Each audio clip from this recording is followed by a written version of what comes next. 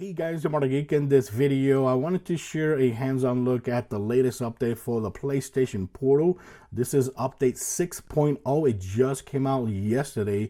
And I also, in this video, I wanted to share with you, since it's been 2 years already since this came out, is it worth getting in 2025? Keep in mind, the price is $200. But of course, since this right here is actually the 30-year edition, anniversary edition, it's actually at $230, I believe. But this one is actually hard to get now because I don't think they're still selling it. But of course, normally you could get this for around $200 new. Go and look a little bit more better. You can actually get this for a lot more cheaper, like around $150 to $160 used. And of course, the purpose of this video is to also show you the latest update, because when you update the system, right, you got this feature right here. Of course, that this is the main feature of the device. It lets you click right there, boom, I have my PlayStation 5 already on and it connects to the PlayStation 5 and I can remote play on this device. I love it. This is one of the best accessories or extensions that you can get for your PlayStation 5 console, whether it's the Slim, the original, or the Pro console. It doesn't matter. This is gonna work perfectly good with your console. But of course, you definitely need good internet if you want to play the latest and greatest, because yes, you can play video games via cloud, but via cloud streaming, you're not gonna be able to play like the latest and greatest games. Like for example, Ghost of Yote, you're not gonna be able to play it because it's not available via cloud. You're gonna have to buy it on your PlayStation 5 and stream it from there. Same thing goes with a lot of recent PlayStation 5 games. Now, yes, there is PlayStation 5 games that actually come and release on PlayStation Premium cloud streaming, but that is very rare.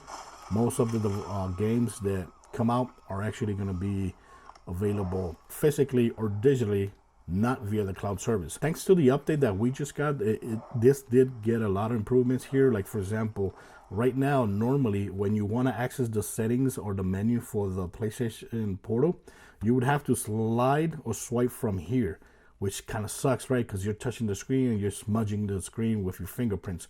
Now they actually add the feature to press right here and voila, now you have the settings right here popping up. So now you have, of course, you can disconnect right there.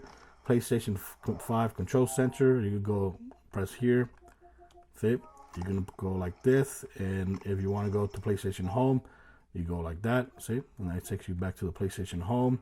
And also if you go like this, you can up and down the brightness. My number one negative thing about the PlayStation Portal is the fact that it does not have Bluetooth. That sucks, because a lot of times I want to use my headphones and I forget, because everything that I have has Bluetooth. Everything in this world has freaking Bluetooth except this.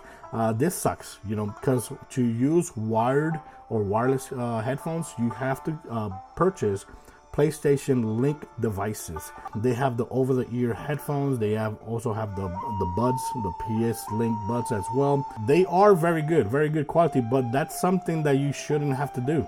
I should be able to just use any headphone and connect it here via Bluetooth. That really sucks. So yeah, if you have a PlayStation Link audio or headphones, yes, you can link it from right there. It shows you how to pair it. Of course, if you don't have those headphones, you have to use the 3.5 millimeter jack, which is right there. You got USB-C port and you got the 3.5 millimeter jack. At least it actually has that. But most of my headphones, I just realized that I don't even have those.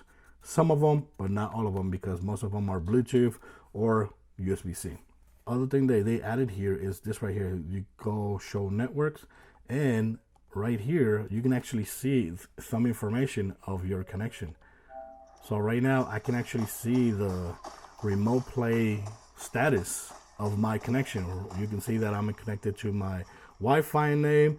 I'm using the 5 gigahertz band. That's another thing that I really recommend. If you're using the PlayStation Portal, I really recommend to use the 5 gigahertz band. The 5 gigahertz band is going to be faster and it's going to give you less latency. The latency is what you want to have on this device as less as possible. and that's what the 5 gigahertz is going to give you. And that's why I always have a good connection. A lot of people ask me about how come you always have a great connection when you make your videos, and my connection sucks, you know. And most likely is because of that. Most likely is because you're using the 2.4 gigahertz band and I'm using the 5 gigahertz band. I always done that for my PlayStation Vita when I used to use my PlayStation Vita remote play feature. So yeah, 5 gigahertz band. The minimum speed required is 15 megabits per second. So you should have at least 15 megabits per second to have the best experience as possible as well. Like you see here, I'm actually using the resolution 1080p. You can see my down speed and you can see my up speed. That's very cool that they added that there. My latency right now is actually 1 and 2 milliseconds. So like you see that it fluctuates between 1 and 2 milliseconds. That is very good. Frame corruption, I don't know what the hell is that. Downstream loss, upstream loss. But if you keep on playing here, those numbers should change a little bit. You see that? But like you see, my latency right now is actually 1, 2, 1, 2. It skips between 1, 2. You know, very good. I could do a standoff over here. These guys. Should I? Too late. Too late. They're attacking me. Let me pause the game right here because I'm not playing it right now. So I can click right here. Of course, you could turn that off. That's a cool feature that was just added with the latest update. So if you want to see that, just make sure you go to troubleshoot and just enable that, and you're going to be able to see that. That is very cool that they added that there. So yeah, I'm going to turn that off. The other thing you could go ahead here is go to the settings here for the device. Of course, I've showed this before back in my other videos.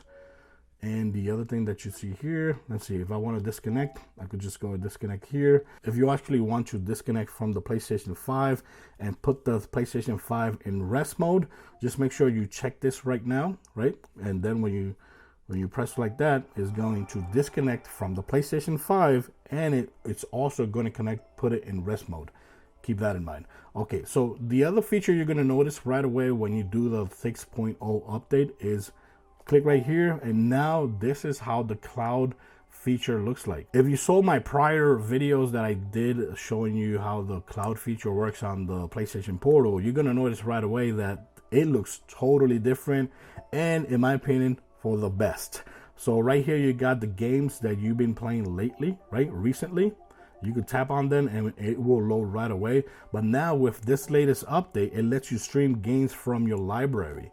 You click right there, and all the games that you've been claiming all these years on PlayStation Plus, and I believe games that you own as well, but digitally only, you could go ahead and stream it from here. That's very, very cool. You can stream it from here.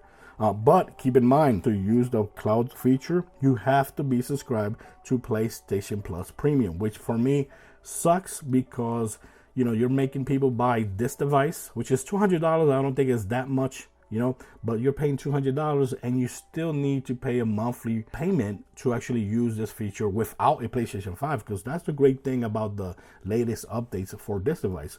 When this first came out 2 years ago, the only thing you could do here was this. That's it. Remote play. You needed a PlayStation 5 or else this thing was a break. Now, 2025, you do the latest update. Of course, out of the box, most likely it's going to have the update. If it doesn't, it's going to make you get the update. So now when you click right here, you got the cloud feature. And now you don't need a PlayStation 5 at all. So you can just buy this and pay a monthly payment of, I think it's $18 for the PlayStation Plus Premium. And then you have access to all the games that you have in your library that you've claimed, you know, via PlayStation Plus, or you actually own. Not every game that you own is going to be available here. And here is all the games available right now on PlayStation Plus. But all the monthly games are going to be here. All the games that they add, like for new customers for PlayStation Plus, are going to be here. Look at this. They already have Silent Hill 2, which is awesome. I haven't played that game, and now I'm definitely going to try to play it, because I did play the original one, but I never played the remastered one, which a lot of people love. A lot of people really love that game. So all the games are going to be right here. So when you click, for example, on one of the games, like for example, Bluey, Click right there, bump, bump, you see that. Okay, you can see some information about the games. And of course, you're gonna see this option right here. And when you click on it, it's just gonna go ahead and find the game or prepare the game for your system. And it's gonna load the game. It's gonna wait for this to load up. This is the first time I'm actually ever loading that game. But yeah, that's the cool thing about the latest updates for the PlayStation Portal, that now you don't need a PlayStation 5 at all. And if you have, or if you're planning on PlayStation 5, but you really want to play this feature the most, the PlayStation Portal, you could just go ahead and buy the cheapest PlayStation 5. You could go ahead and buy the original PlayStation 5. And that's it. You're going to have a good experience. As long, like I said, as long as you follow the rules. Make sure your PlayStation 5 is connected via wired to your internet. Wired to your internet. And if you have the 5 gigahertz band, make sure you use the 5 gigahertz band instead of the 2.4 gigahertz band. If I click right here again, I'm in the game. You got in-game invites. You can go ahead and play with friends here as well. Max resolution. You got the 1080p and 720p. If your internet is really bad, I recommend switching to 720p. If your internet is very good, leave it on 1080p. Brightness, same thing with troubleshoot. Here you can go ahead and see the information right there. Look at that. Look at that. Right now, the latency, because this is actually being streamed via the cloud, is actually higher than streaming from the PlayStation 5. Look at that, 21 milliseconds. And those are my speeds right now, 1080p. My signal is strong. We're going to quit the game. There you go. I quit the game, and that's it. It takes you back here. Right here, you're always going to see the latest games that you've been playing. So yeah, those are the biggest update that 6.0 added. You now have the search feature. So if I search like for, let's put God of War has to come up, right? If I click done, boom, you got God of War. Everything with the word God in it is gonna appear here. So yeah, that's a very cool feature that they added, the search feature. And basically that's it. With that update, you only got, if you're here, let me see, you can't do nothing much. You just go to the settings here, and see, you don't have the troubleshoot feature because you're not in a game. Click right here again. WWE 2K25 is also here as well, which is great. Very good game, and I did play a couple games here, and it feels really, really good. It almost feels like the game is installed directly on your console. If you ask me if it's worth getting or not, okay, it didn't start it, so I'm gonna try and see if it starts again. That's weird. Preparing the game, it should start.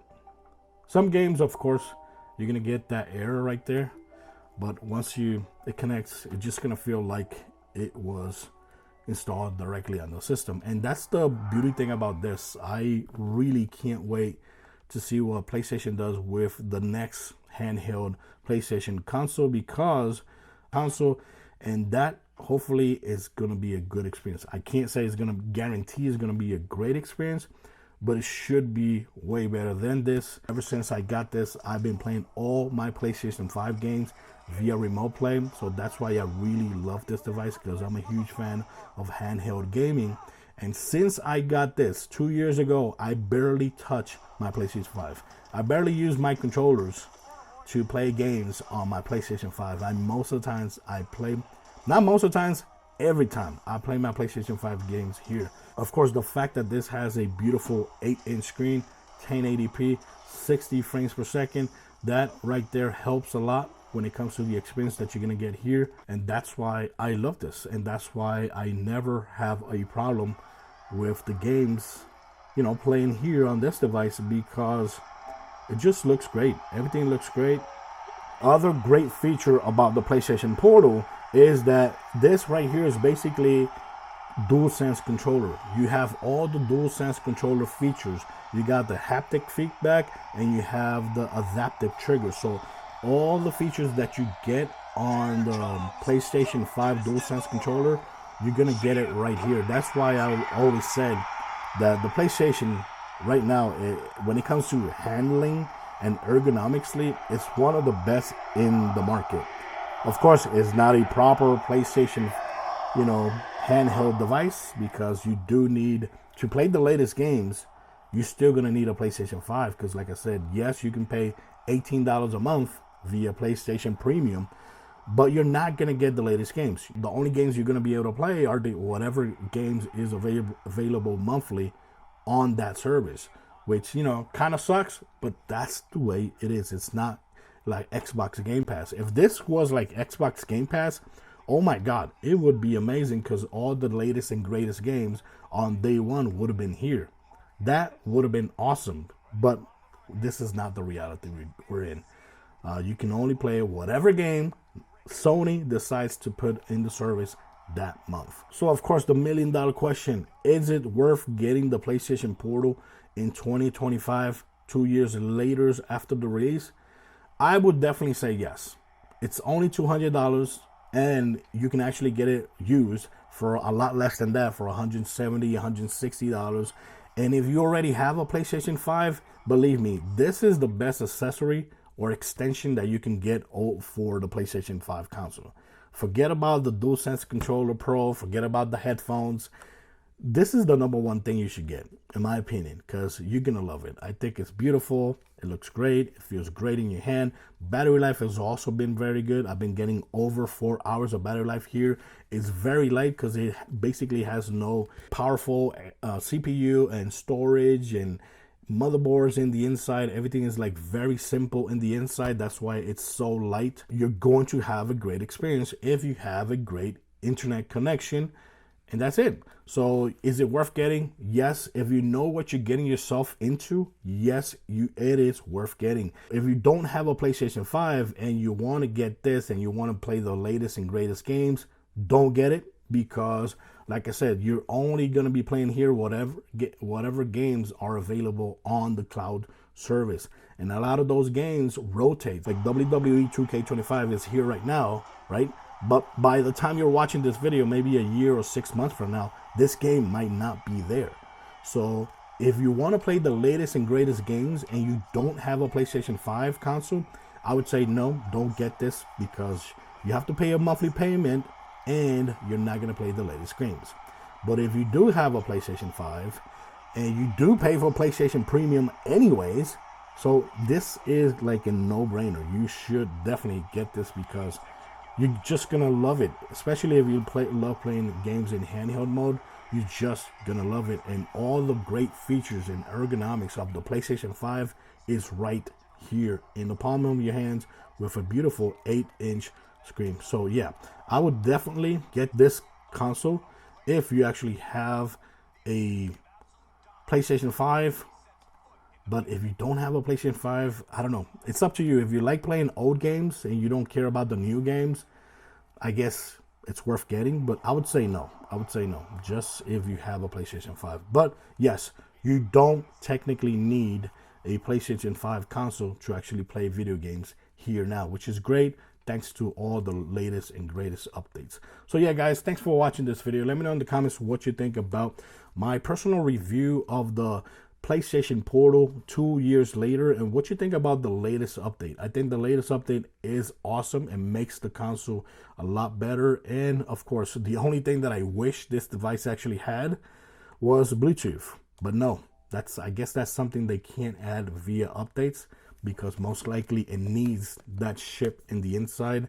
Because if it actually had that chip in the inside, I'm pretty sure Sony would have already updated the device so it can do, Bluetooth. So yeah, guys, thanks for watching this video. Let me know in the comments what you think about the PlayStation Portal. Do you have one? Do you don't have one? Did you have one and sell it because you had a very bad experience? And if you have any questions, please leave it in the comments and I will answer them. Okay, thanks for watching. Till next time, guys. Bye-bye.